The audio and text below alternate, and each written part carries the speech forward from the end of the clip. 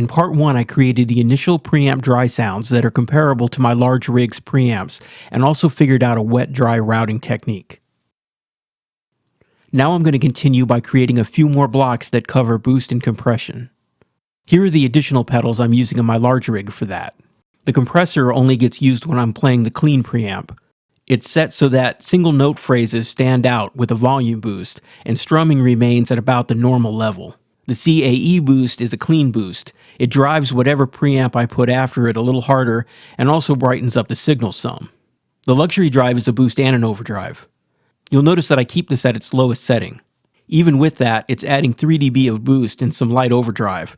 These are all turned on by my MIDI switching system, so they become part of the presets that I make in the large rig. I also have a boost on the floorboard that isn't part of the MIDI switching system, and I use that in an ad hoc way. So I've already worked out the boosted sounds. I did that off video throughout the past week. I started with a traditional approach by taking the preamps I had already set up and adding boosts and overdrives from the effect pedal section in front of them. It was okay for the clean sounds, but when it came to boosting the preamps that already had gain, I wasn't satisfied. So I experimented with adding EQ blocks, sometimes the EQ serving as the boost itself, or sometimes trying to work in the frequencies I wanted along with another boost. I also didn't have much success simply adjusting the preamps to get closer to the boosted sound. In the end, I decided for a majority of the boosted sounds to just start from scratch and go through the amp selections again, looking for the amps that best match the final boosted sound. I'll briefly demo the sounds I came up with compared to the originals.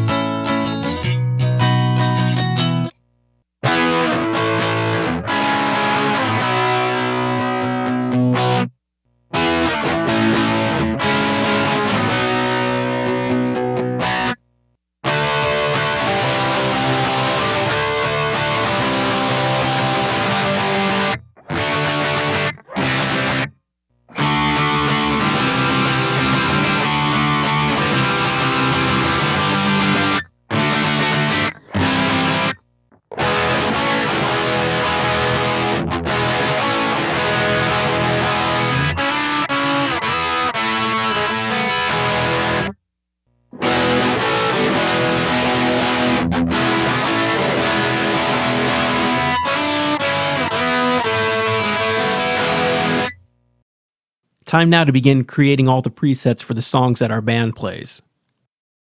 To make this more efficient, I've used the uppermost presets in the HX Stomp to stage some of the basic configurations. For the first sound, I'll make a copy of the reverb-only routing preset.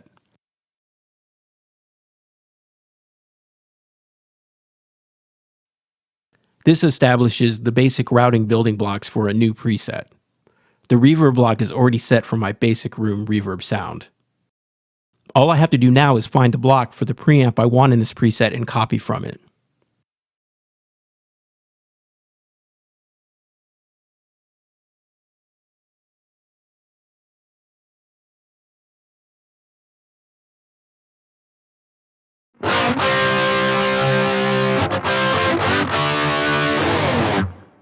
Repeating that process a few more times, and I now have 3 presets, which cover about 50% of the sounds I use live.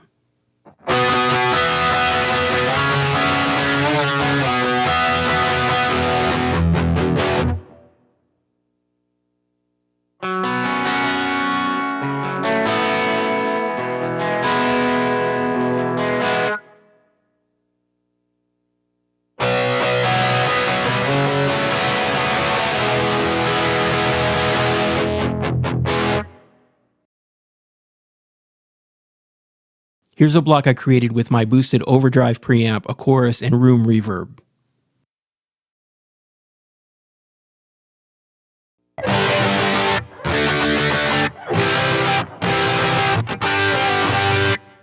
Here's one that's still a work in progress. I have my crunch sound, a chorus, and on the wet side, a small amount of eighth note delay. Before the amp block is a vintage digital delay. This delay goes through the dry signal path and gets spread out in stereo. It'll also go through the wet signal path and feed the eighth note delay. Finally, the Minotaur boost is added to be controlled by the first foot switch.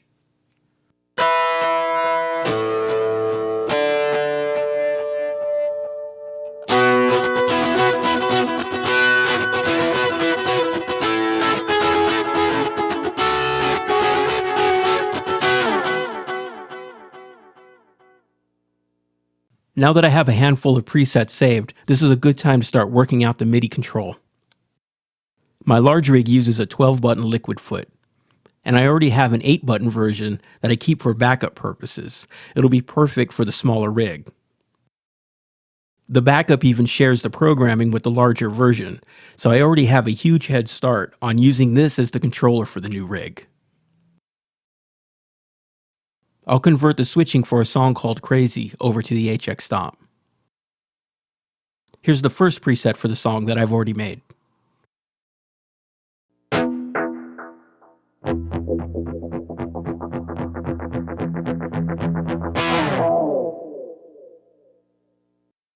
So the task I have is to enter the preset edit mode in the foot controller and undo settings that are already stored for the large rig.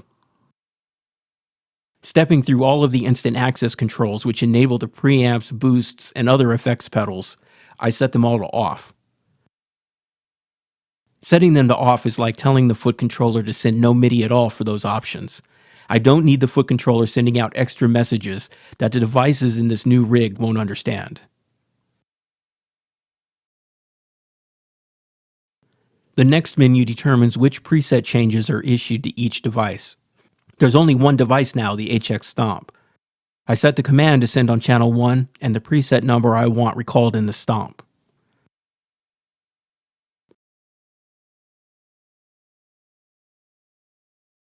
There are already other messages stored relating to presets on the pedals in my large rig. I just need to set message number 2 to no data, and all of those subsequent commands will be ignored.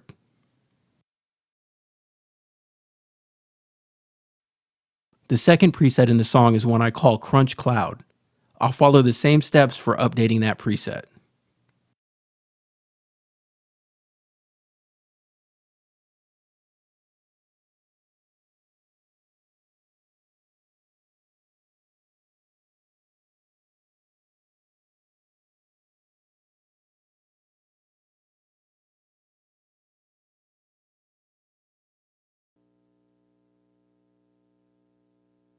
In this foot controller, I have 2 buttons that scroll the song list up and down, and I have 2 buttons that scroll the presets within those songs up and down. Here's a bit more playing around with these songs' presets.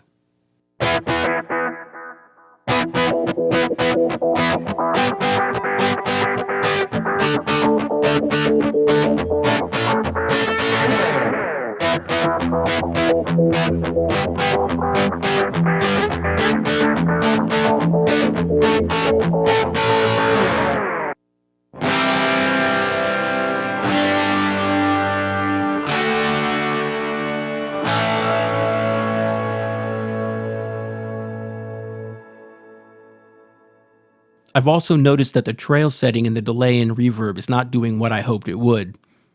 Trails is supposed to keep the decay of the effect going after you shut it off. In the HX Stomp, this doesn't apply to switching to another preset though. It only applies when you turn the effect off within that preset. I'll demonstrate.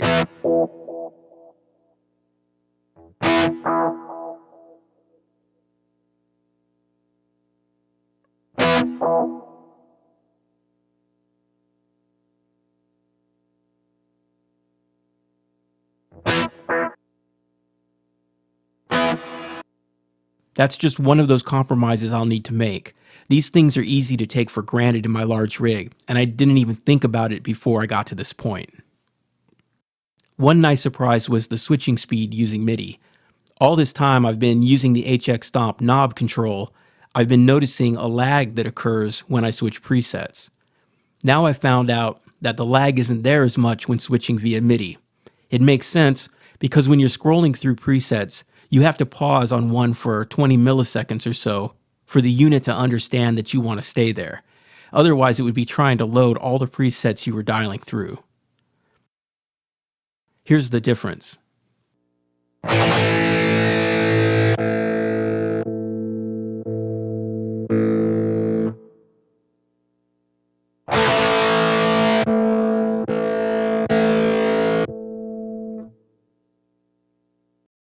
One last thing about setting up songs.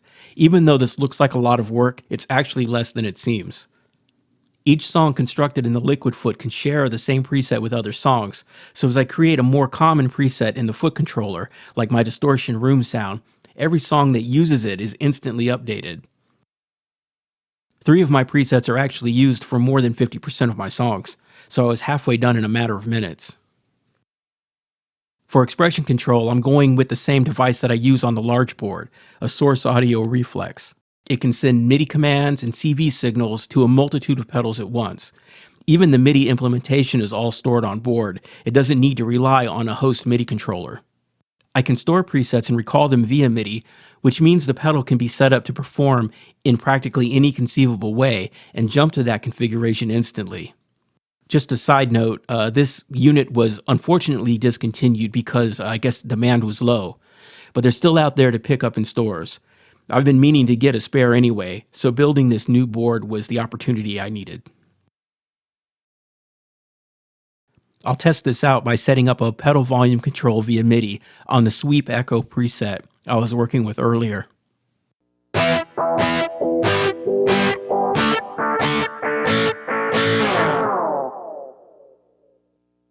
Start by adding a volume pedal block. The expression pedal is already set to transmit control data to the HX Stomp, but the Stomp is not doing anything with that data yet.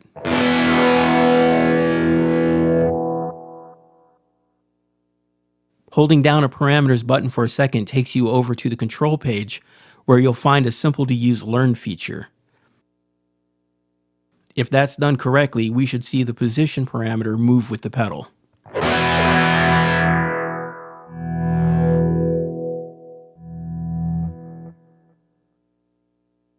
Let's see how the expression pedal's own preset is currently set up. There are selections for each of the output ports, 3 digital and 3 analog. I have them all disabled except for D1. The max range is 127. This parameter can invert the control. Sending on MIDI channel 1, control number 48, min range is 0. Leaving the expression pedal as it is, I'll now go to another preset and create a controllable filter sweep. I already have the Q filter block added, but it isn't responding to the pedal. I want the pedal to control the frequency parameter.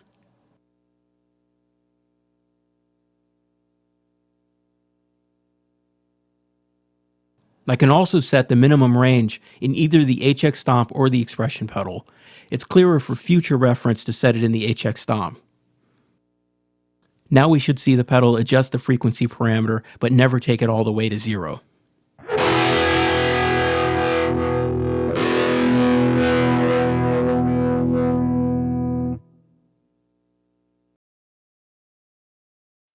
I picked out this power supply for the board, a Strymon Zuma R300. Indications are that I could power the HX Stomp with this using a couple of adapters if I wanted to. But since I still have 5 other devices on the board that need power, I'm going to stick with using the adapter that came with the HX Stomp.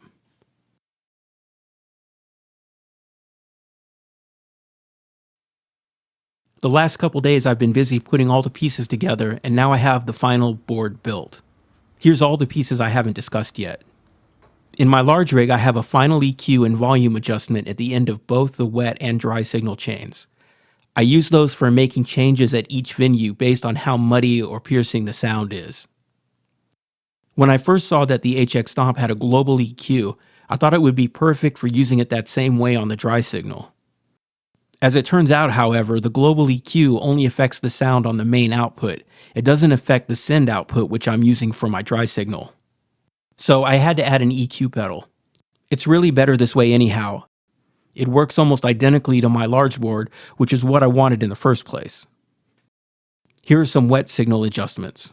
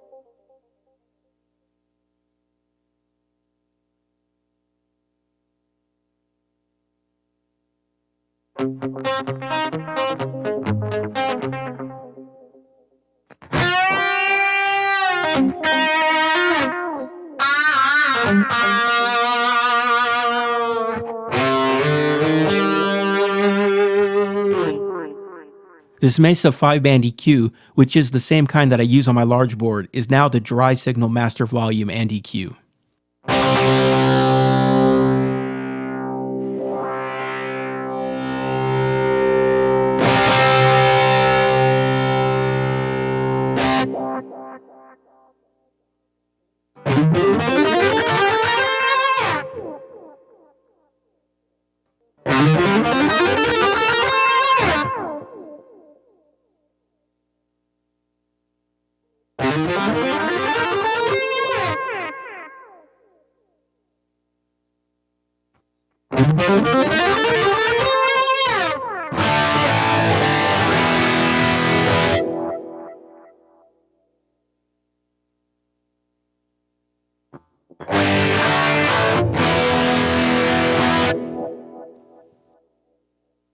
This is a source audio programmable EQ.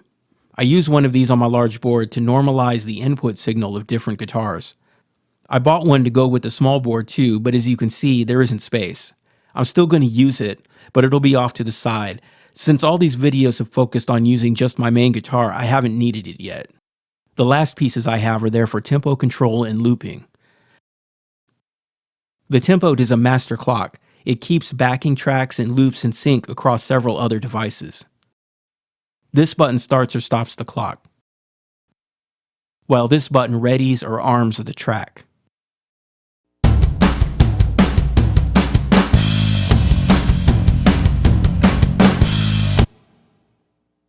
The Infinity Looper is a device I place at the end of the wet signal path, and it has pre-recorded loops that I control during some songs.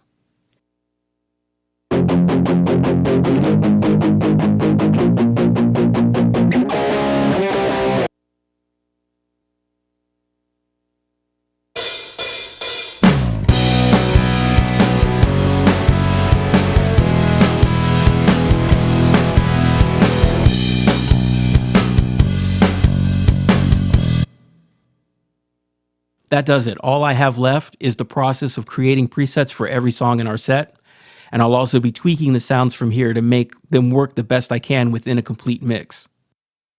In the next video, after all the tweaking is done, I'll perform large portions of songs in a full instrumental mix using both rigs for comparison.